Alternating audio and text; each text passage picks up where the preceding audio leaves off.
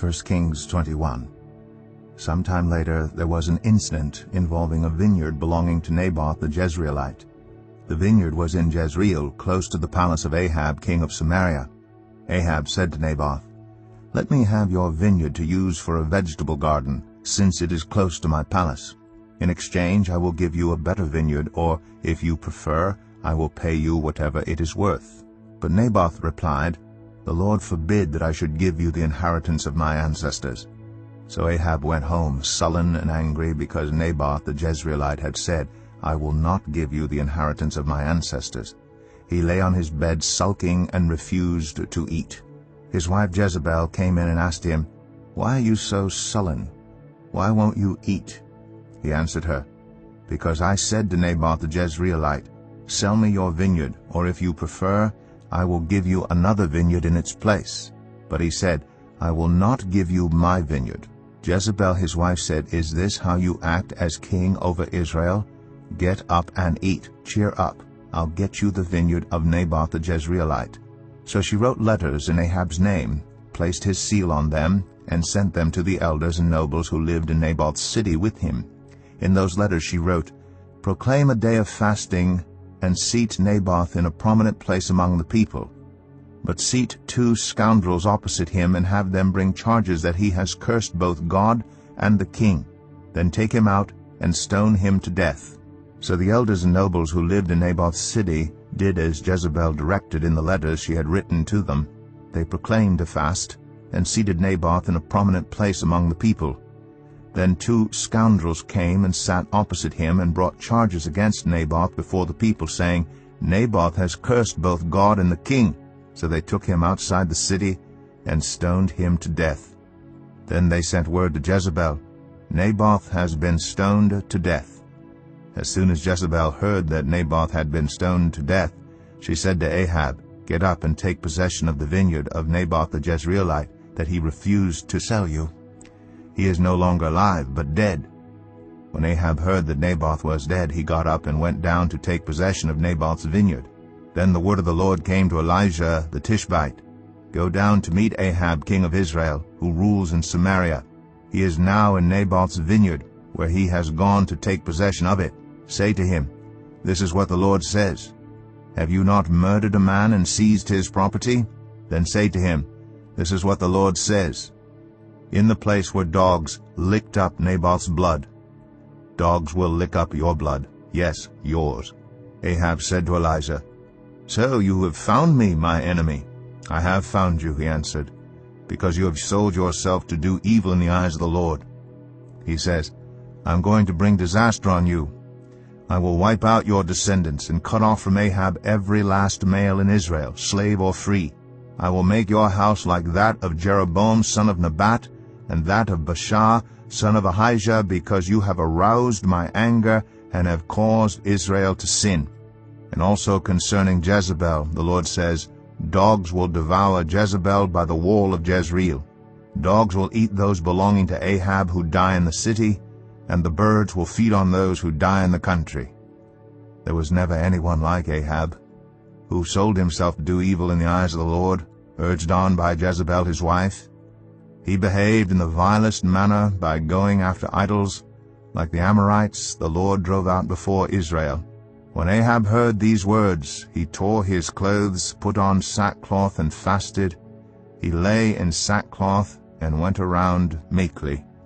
Then the word of the Lord came to Elijah the Tishbite, "Have you noticed how Ahab has humbled himself before me? Because he has humbled himself, I will not bring this disaster in his day, but I will bring it on his house in the days of his son." Jeremiah 48. Concerning Moab. This is what the Lord Almighty, the God of Israel, says, "Woe to Nebo, for it will be ruined. Kiriathaim will be disgraced and captured. The stronghold will be disgraced and shattered. Moab will be praised no more. In Heshbon people will plot her downfall. Come, let us put an end to that nation. You, the people of Madmen, will also be silenced. The sword will pursue you. Cries of anguish arise from Horonaim, cries of great havoc and destruction. Moab will be broken, her little ones will cry out. They go up the hill to Luhith, weeping bitterly as they go. On the road down to Horonaim, anguished cries over the destruction are heard. Flee, run for your lives, become like a bush in the desert. Since you trust in your deeds and riches, you too will be taken captive. And Chemosh will go into exile, together with his priests and officials. The destroyer will come against every town, and not a town will escape. The valley will be ruined, and the plateau destroyed, because the Lord has spoken. Put salt on Moab, for she will be laid waste. Her towns will become desolate, with no one to live in them. A curse on anyone who is lax in doing the Lord's work. A curse on anyone who keeps their sword from bloodshed. Moab has been at rest from youth, like wine left on its dregs, not poured from one jar to another. She has not gone into exile. So she tastes as she did, and her aroma is unchanged. Her days are coming, declares the Lord, when I will send men who pour from pitchers, and they will pour her out. They will empty her pitchers and smash her jars. Then Moab will be ashamed of Chemosh, as Israel was ashamed when they trusted in Bethel. How can you say, we are warriors, men, valiant in battle? Moab will be destroyed and her towns invaded. Her finest young men will go down in the slaughter, declares the King, whose name is the Lord Almighty. The fall of Moab is at hand. Her calamity will come quickly.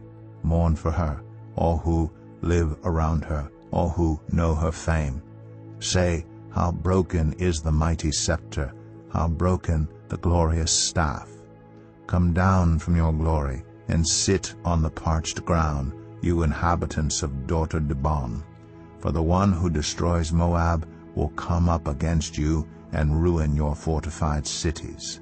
Stand by the road and watch, you who live in Aroer.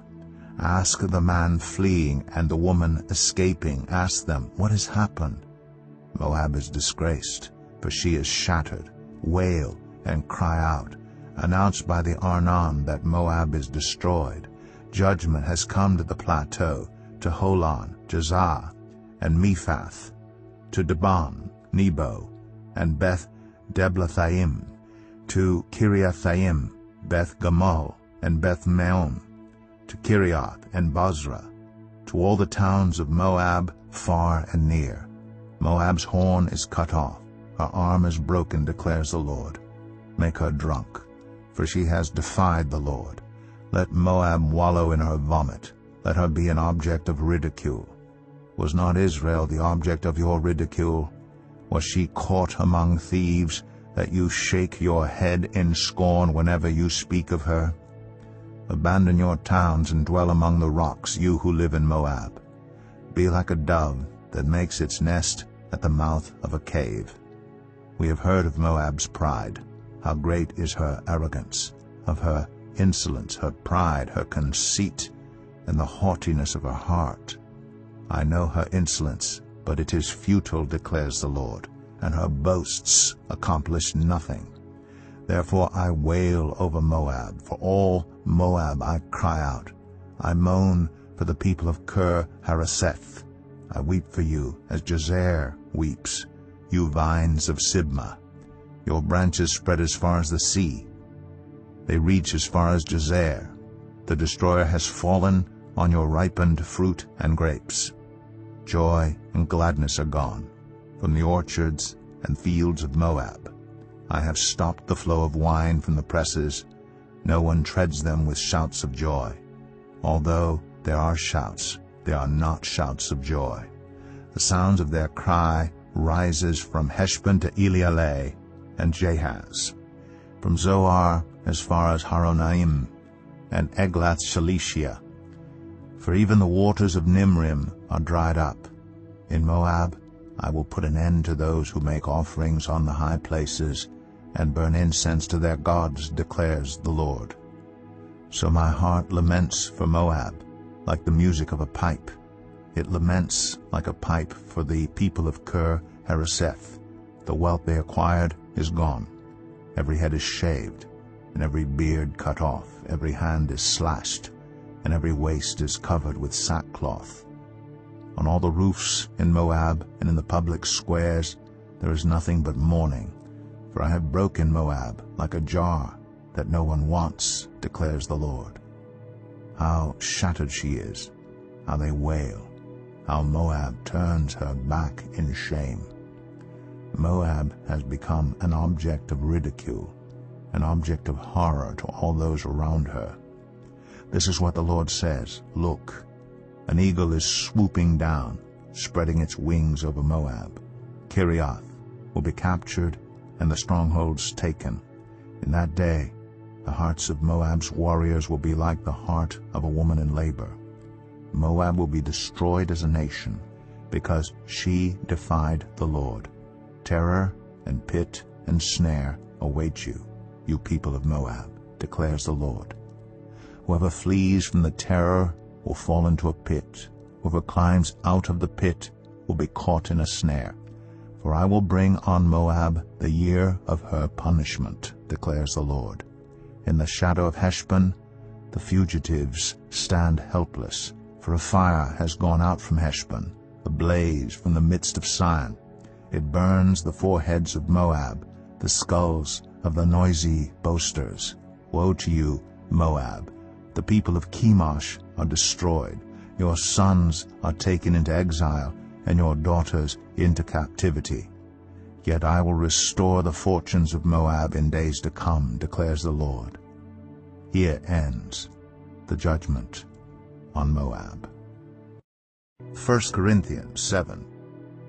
Now for the matters you wrote about. It is good for a man not to have sexual relations with a woman. But since sexual immorality is occurring, each man should have sexual relations with his own wife, and each woman with her own husband. The husband should fulfill his marital duty to his wife, and likewise the wife to her husband. The wife does not have authority over her own body, but yields it to her husband. In the same way, the husband does not have authority over his own body, but yields it to his wife. Do not deprive each other except perhaps by mutual consent and for a time, so that you may devote yourselves to prayer. Then come together again, so that Satan will not tempt you because of your lack of self-control. I say this as a concession, not as a command. I wish that all of you were as I am. But each of you has your own gift from God. One has this gift, another has that. Now to the unmarried and the widows I say, it is good for them to stay unmarried as I do. But if they cannot control themselves, they should marry, for it is better to marry than to burn with passion. To the married I give this command, not I, but the Lord. A wife must not separate from her husband, but if she does, she must remain unmarried or else be reconciled to her husband, and a husband must not divorce his wife. To the rest I say this, I, not the Lord. If any brother has a wife who is not a believer, and she is willing to live with him, he must not divorce her.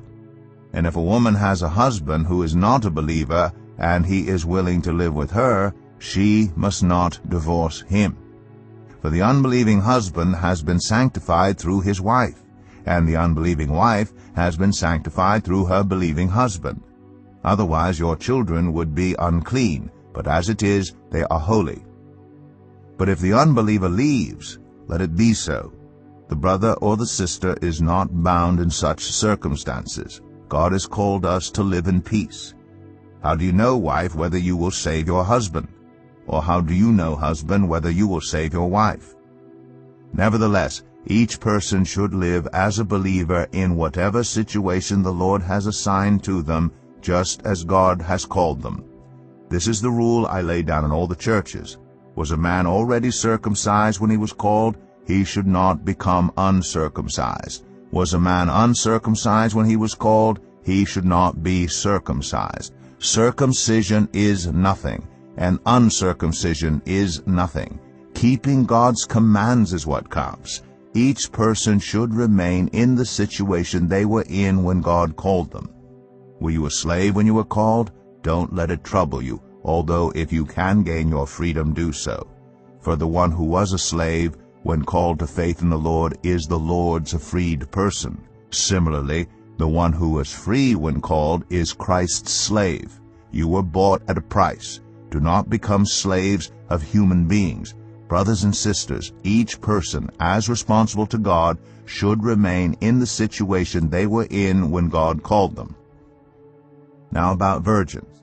I have no command from the Lord, but I give a judgment as one who by the Lord's mercy is trustworthy. Because of the present crisis, I think that it is good for a man to remain as he is. Are you pledged to a woman? Do not seek to be released. Are you free from such a commitment? Do not look for a wife. But if you do marry, you have not sinned. And if a virgin marries, she has not sinned. But those who marry will face many troubles in this life, and I want to spare you this. What I mean, brothers and sisters, is that the time is short. From now on, those who have wives should live as if they do not, those who mourn as if they did not, those who are happy as if they were not, those who buy something as if it were not theirs to keep, those who use the things of the world as if not engrossed in them. For this world in its present form is passing away. I would like you to be free from concern. An unmarried man is concerned about the Lord's affairs, how he can please the Lord. But a married man is concerned about the affairs of this world, how he can please his wife, and his interests are divided. An unmarried woman or virgin is concerned about the Lord's affairs. Her aim is to be devoted to the Lord in both body and spirit. But a married woman is concerned about the affairs of this world, how she can please her husband. I am saying this for your own good, not to restrict you, but that you may live in a right way in undivided devotion to the Lord. If anyone is worried that he might not be acting honorably toward the virgin he is engaged to, and if his passions are too strong and he feels he ought to marry, he should do as he wants. He is not sinning. They should get married. But the man who has settled the matter in his own mind, who is under no compulsion but has control over his own will, and who has made up his mind not to marry the virgin, this man also does the right thing. So then, he who marries the virgin does right, but he who does not marry her does better. A woman is bound to her husband as long as he lives. But if her husband dies, she is free to marry anyone she wishes, but he must belong to the Lord. In my judgment, she is happier if she stays as she is, and I think that I too have the Spirit of God.